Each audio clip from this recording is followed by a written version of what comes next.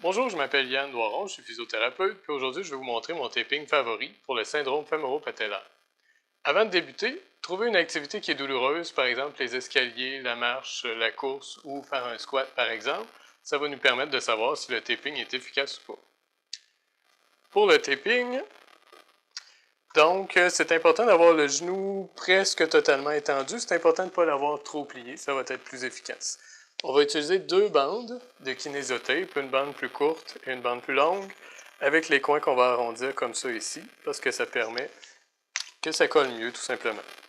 Donc avec notre petite bande, on va déchirer ici comme ça le bout, que l'on va coller directement sur la rotule, comme ça ici.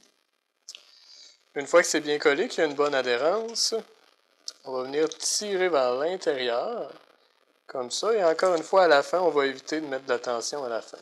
Ce qui veut dire que la tension va être seulement ici, au milieu de la bande. On va bien frotter, ce qui va nous assurer une bonne adhérence.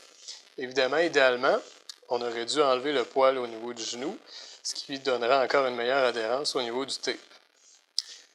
Avec notre deuxième bande, on va desserrer celle-ci en plein centre. On va venir la coller comme ça à l'extérieur au niveau de la rotule.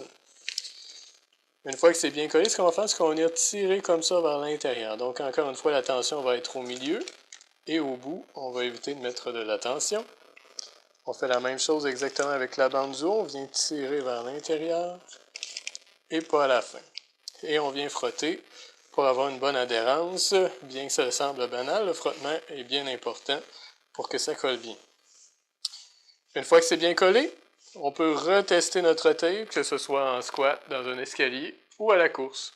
Donc en espérant que ce taping vous soit utile, n'hésitez pas à visiter notre site web pour plus de conseils sur le syndrome fémoro-patellaire.